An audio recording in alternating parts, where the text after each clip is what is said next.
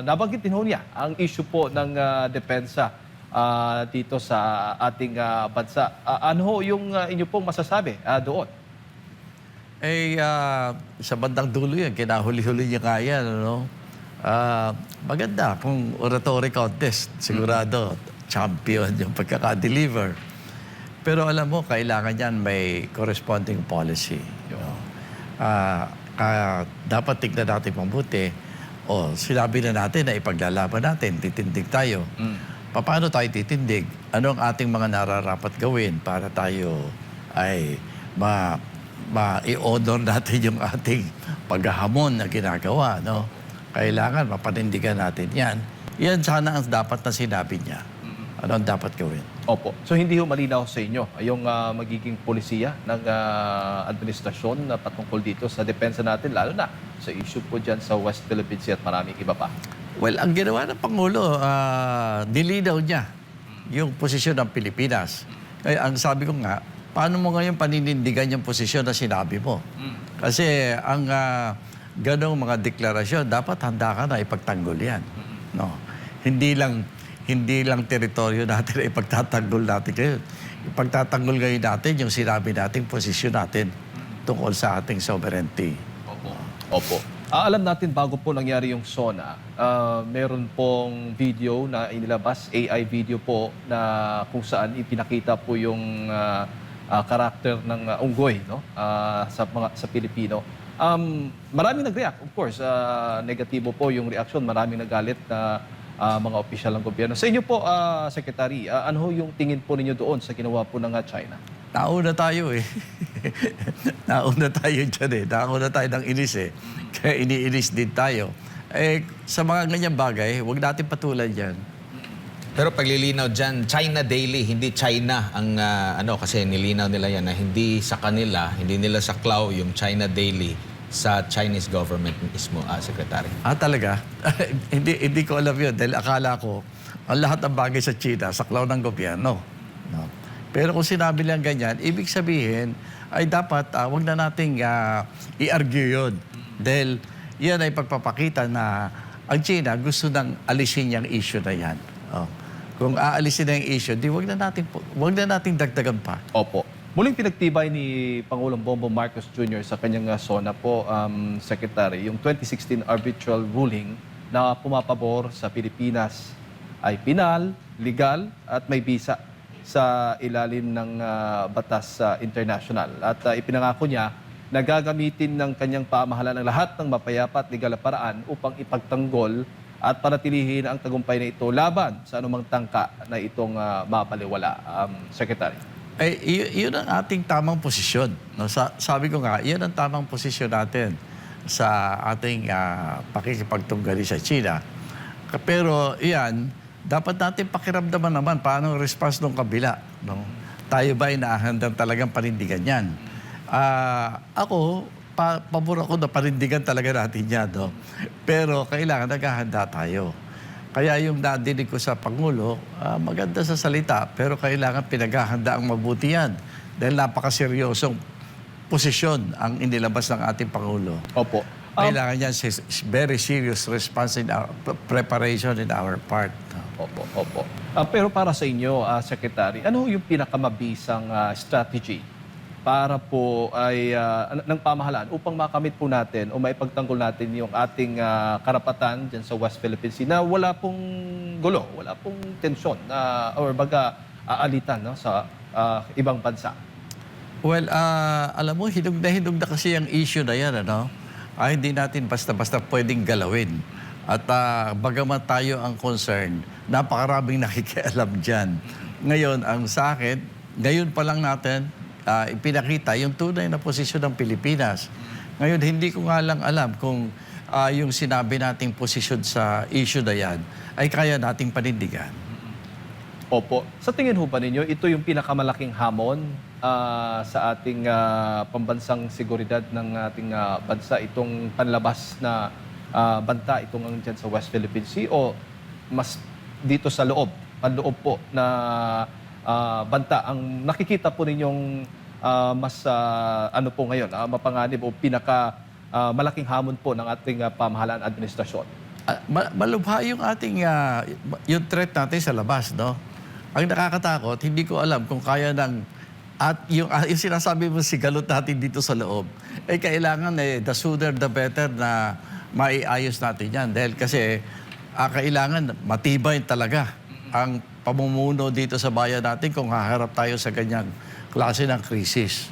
Kaya yung internal na question natin, na ang gobyerno ba natin ay tugma sa mga krisis na hinaharap natin, dapat masolve natin kaagad yan. Opo. Nabanggit nyo kanina, may kulang po na nabanggit ng Pangulo tungkol kung anong polisiya ang dapat niyang gawin. Kung kayo po tatanungin, Secretary, hihingan po ng advice ng Pangulo, anong dapat mong gawin ng administrasyon? Unang-una, palakasin ang dialogue, no? Palakasin natin. Hindi natin pwedeng iwasan yung dialogue, no? Kaya hanggat maaari, makipag-dialogue tayo. At kung may mga paiimbita pa tayo ng mga nirespetadong bansa sa mundo, natutulungan tayo dyan sa dialogue, gawin natin. Pangalawa, hindi natin nalalaman kung ano ang response ng ating katunggali dito. Kaya kailangan ay preparasyon. Kaya nga ako, nire-recommend ako, hindi ito makakagulo. Makakadagdag ito sa pagpapaayos pa nga ng usapan. Ipakita natin na naghahanda tayo. Yung paghahanda na ang inihahanda natin yung mga nanggagaling sa mga kaibigan. Ang paghahandang gagawin natin, yung kaya natin. Kaya nga nire-recommend ako yung compulsory military service for the next 5 years, no? Para yung mga kabataan natin maihanda. Dahil sa ganitong klase ng posibilidad na kaguluhan, hindi lang armed forces ang dapat inihahanda mo. Ang inihahanda dapat natin yung taong bayan kung magkagulo. Kaya may preparation yan. Tingin ko kung sasanayin natin ang ating mga kabataan, mas maganda at magiging mas maayos ang preparasyon natin. Opo. Kung ikukumpara po natin ang ating bansa sa iba pang mga bansa na umaangkin din po sa South China Sea o West Philippines, silang bahagi po dyan, bakit Pilipinas po ang nakikita po ninyong talagang umiinit yung tensyon, no, sa China kumpara po sa ibang mga bansa? Alam mo, tayo nga ang pinakamabait sa conflict na to. Pero pinag-initan tayo for one simple reason. Ang tingin ng China sa atin, baka Amerikano ng todo. Yun ay isang malaking issue na tinitignan dyan. Tayo ay bahagi ng defense strategy ng Amerika. Kaya tayo pinag-iinitan. Kasi kung titignan mo, yung Vietnam, kaunting conflict lang, binabakbakan na sila eh. Pero hindi nagiging posibilidad na magkaroon ng all-out war. Dito sa atin, medyo nasabi tayo na sa issue ng depensa ng Estados Unidos. At may mga iba pang bansa na sumasabit din dyan. Kaya kasama tayo dyan. Kaya talaga, ang tingin sa atin ng China, I don't know if it's good or bad, no? Major tayo. Major player tayo. Kaya ganyan ang response. Major ang response sa atin. Opo. Bago ko ipasa kay Partner Admar, nababanggit po ninyo ang tungkol sa Estados Unidos. At ito pong inisyatibo po nilang magtayo dito ng PAC Silica sa ating bansa. Ano hong tingin po ninyo dito? Isa ho ba itong banta sa seguridad ng ating bansa? O advantage po ito at makakatulong po ito, dagdag trabaho, tulong para sa ating mga kababayan at pag-unlad din sa ekonomiya ng ating bansa? Alam mo, napakalaking project yan, Kung maihandle natin na maayos yan, malaki ang benefit na makukuha ng Pilipinas. Pero kung i-mishandle natin at ibigay natin yan sa mga namumuno na ang iniintindi kung ano ang kanilang mabibenepisyo dyan, ay kawawa ang Pilipinas dyan. No? Kaya depende yan. Kaya nga ako, nung mga tinatanong din ako ng mga ilan tungkol dyan, sabi ko, siguro bago natin pasukin ang todo yan, ayusin natin itong question natin kung anong klaseng gobyerno meron tayo sa kasalukuyan. Ang tingin ko, yung gobyerno natin sa kasalukuyan, hindi kayang hawakan ang ganyang kalaking proyekto. Dito naman po sa issue ng yung pagtrato or pag-handle ng kasalukuyang administrasyon sa relasyon natin with China, meron po ba kayong nakikitang kaibahan nito? Kasi sa nakalipas na mga panahon ba, meron bang naging effective? Kasi sinasabi nga hindi ito masosolve ng sa loob lamang ng isang termino ng Pangulo, ng isang administrasyon. 6 years yan. At sa dinami-dami na ng mga naging presidente, naging administrasyon, wala talagang nakapaglagay ng period. Amin talaga ito. No? Pero ang nakikita natin, medyo naapektuhan na rin yung relasyon natin sa iba pang mga sektor, lalo na't nakikinabang din tayo sa China sa mga produkto sa trade din na natin po, Secretary. Sa akin kasi, mahirap nating isolve itong ating hinaharap sa China. Kasi sabi ko na hindi lang tayo ang party dito no? Ito isang issue na bahagi lamang tayo. Bagamat tayo ang tatamaan ng todo dito kung magkagulo, no? Pero hindi lamang tayo kasama dito sa issue. Kaya ang tingin ko, ayusin natin yung dialogue mechanism natin. Mag-dialogue tayo doon sa sasama sa atin. Kunyari, ang bansang Japan. Importanteng makasama natin sa usapan yan. Ang Estados Unidos, tingnan natin mabuti. Kasi ako, kinakabahan ako sa US. Kasi nga, meron silang malaking domestic problem. Hindi matibay yung direksyon ng Estados Unidos ngayon sa mga importanteng mga issue ng mundo. Kasi nga, baka intayin pa natin magtapos yung presidential election nila bago tayo makakuha ng malinaw na direksyon. Opo. Yan ay mga factors. So, in the meantime, ay tanggapin natin ang realidad na ang kasalukuyang sitwasyon natin sa Pilipinas, hindi lamang tayo ang magdidesisyon. Opo. Doon po sa klase ng komunikasyon natin, kasi sinasabi nga, iba rin yung pagko-communicate natin pagdating sa usaping diplomasya, no? Sa ibang bansa, mapapansin natin na parang isa lang talaga yung kanilang tagapagsalita. Pag may patungkol sa mga foreign policy, may kaugnayan sa relasyon natin with sa kanila with other countries. Tayo kasi rito, ang mas nagiging vocal, hindi ang DFA. Ang mas nagiging vocal natin is yung mga military, nandyan pa yung sa Coast Guard, hindi yung primary na agency. No? Kahit nga ang Pangulo, bihira lang yan mabanggit, pero pag regular basis ng pagbabasehan, mas malimit nating marinig. Taga DND, Coast Guard, sa mga general, ito po ba ay dapat magkaroon ng pagbabago rin para mas maganda yung communication natin, paglalabas ng mga kagaya din ng ibang bansa po, Secretary? Nakakalungkot talaga yan sa sinabi mo. Kasi kung titignan mo yung ibang bansa, ibig sabihin, matino at tama yung gobyerno nila. Dito sa atin, malaking question mark yan. Kaya ako, siguro, hindi natin kayang ipatupad yung gustong dapat na nangyayari sa mga usapin na katulad ng pakikipag-usap natin sa China. Unahin na natin yung ating domestic problem. Kung kailangan baguhin ang gobyerno, hindi naman masama yun kung hindi na tumatakbong gobyerno mo, bakit mo pipiliting iwanan yan dyan? Dapat pakialaman natin mabuti ang ating domestic political problem muna. Kasi ang daming ang question Yung niraise natin yung Paxilica, kung wala tayong matinong gobyerno, sablay ang labas dyan. Ito pa, usapin natin sa China. Very important sa atin ang issue ng dapat na bang magsipag-resign yung mga namumuno sa atin o hindi. That's a big question that we need to face squarely and soon. Yun ang tingin ko dyan. Ito, dito sa dating magandang relasyon natin with China, may mga benepisyo din tayo. Pwede namang maipagsabay na pag-iit pa rin sa tawag nito, ang ating claims, no?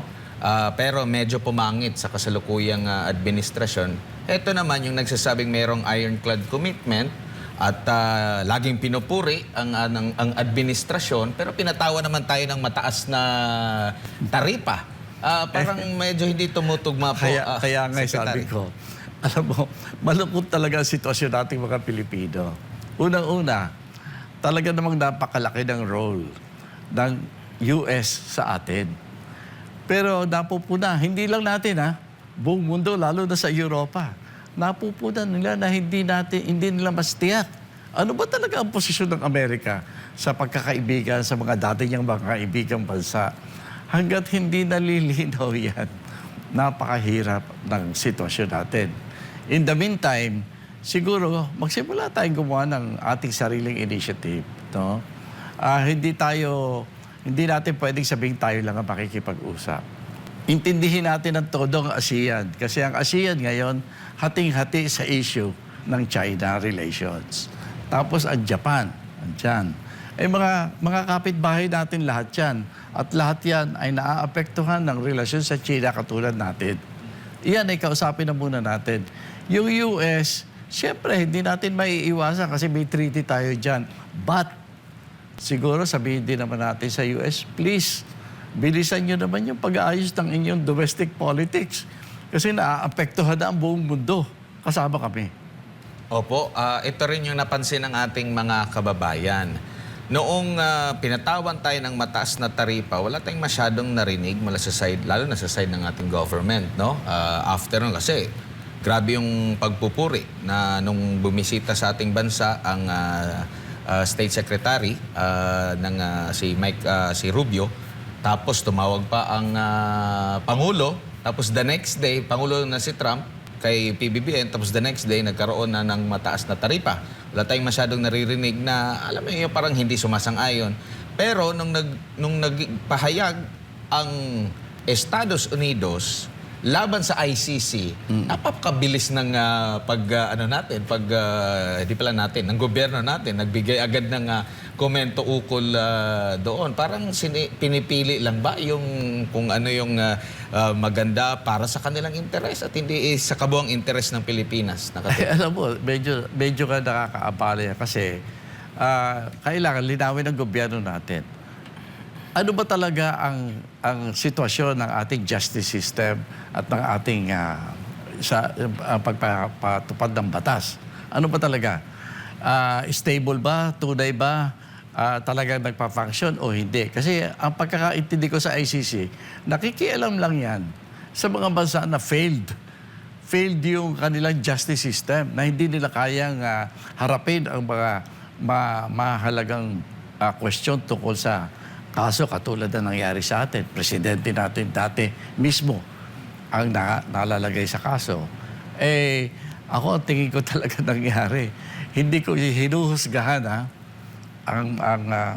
ang question tungkol sa mga nagawa ng ating dating Pangulong Duterte. Pero yung ibigay mo sa ICC yan ay pagtanggap na hindi nagpa-function ng ating justice system sa Pilipinas. Kaya linawin natin yan. Katakot-takot na kaso yung mga pinagpapapile natin sa mga leader ng bansa natin. Mga leader ng bansa natin, pinapile natin ng kaso, pinapakulong natin. Nagtitiwala ba tayo sa batas na nangyayari sa atin? Linawin natin. Sabihin natin, ang ating justice system, ano ba itsura niyan? Nagpa-function ba yan o hindi? Kasi iyan ang reason why we will be dealing or not with ICC.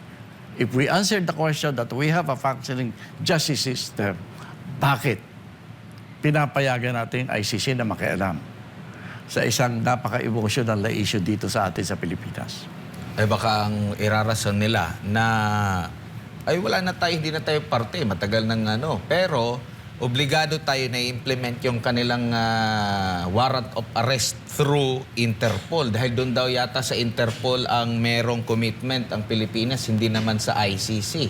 Sa totohanan lang, ang labo ng mga reasoning Kaya sabi ko nga, siguro para mapabuti ang kinabukasan ng bayan natin. Pag-isipan na natin kung paano at dapat nating tanggapin na magbago na muna tayo ng gobyerno bago tayo lumahok ulit sa mga ganyang klaseng usapin. Opo. At sabi pa nga niya, Pangulong Bongbong Marcos Jr., hindi siya Pangulo ng kanyang pamilya, ng kanyang kaibigan. Pangulo siya ng sambayan ng Pilipino. Yung pagpapadala kay President Duterte, hindi ba saklaw yung sa kanyang mandato, Secretary? Baka tingin niya, pamilya niya si Duterte. Pinakailaman siya. Opo. Pero alam mo, mga kwan yun, alam mo, mga magandang pakinggan. Pero ang policy implication ang sinabi ng ating Pangulo tungkol sa pagiging Pangulo siya ng Pilipinas, malalim yun. Malalim yun. At kung paninindigan niya yan, mahihirapan siya. Opo. Siguro, Secretary, huli na lang sa natitira pong mga panahon ni Pangulong Bongbong Marcos Jr. sa kanyang panunungkulan, ano ho yung mga top priorities? Siguro top 3, top 1, top 2 na gusto mong o nais mo pong kanyang tuparin at gawin, no? Lalo na sa sektor ng depensa at ng ating national security. Well, ang pinaka-importante pagkain natin eh. Inaasahan ko nga sana. Of course, he said a few things about agriculture, no? Pero yung food security natin is very important even at this time. Kasi when everything else is failing, dapat wag nating gutumin ang ating mga kababayan. Alam mo, napaka-risky ng posisyon natin sa pagkain. Lahat na halos ng fundamental sa pagkain natin, ini-import natin eh. Dapat ipagsikapan na natin na kung sakalit hindi na tayo pagbilhan ng bigas. Meron tayong itatanim at meron tayong aanihin para ang ating taong bayan ay hindi magutom. Una yan. Yung usapin sa China, kahit ganyan na napakagulo dyan, ay dapat intindihin natin mabuti. Sana magkaroon ng posisyon ng gobyerno na magkaisa sila. Tama yung sinasabi natin dito, ang gulo eh. Kaya nga, ayusin nila yan. Ayusin nilang mabuti yan. Yan ang sa tingin ko mga napaka-importanting bagay na tinitingnan natin. Opo.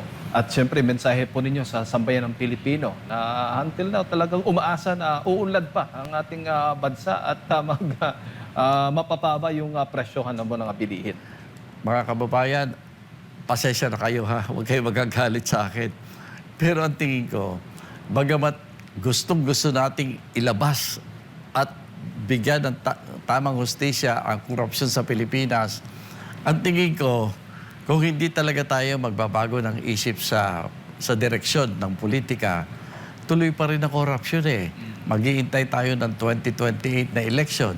Ito dalawang bagay lang naman ang masasabi ko dyan. Una, hindi ititigil ang korupsyon hanggang 2028. Ang average na ninanakaw sa atin at least 1 trillion a year. So, 2 trillion pang nanakawin bago tayo mag-eleksyon. Pangalawa, hindi naman tayo nakakatiyak na yung eleksyon natin sa 2028 ay magbibigay sa atin ng tamang leader. Kasi dinadaya natin ang eleksyon natin. Kaya mga kababayan, mag-isip tayo. May ibang pamamaraan na nakikita sa loob ng demokrasya at peaceful na pamamaraan, pwede nating baguhin ang gobyerno. The sooner, the better.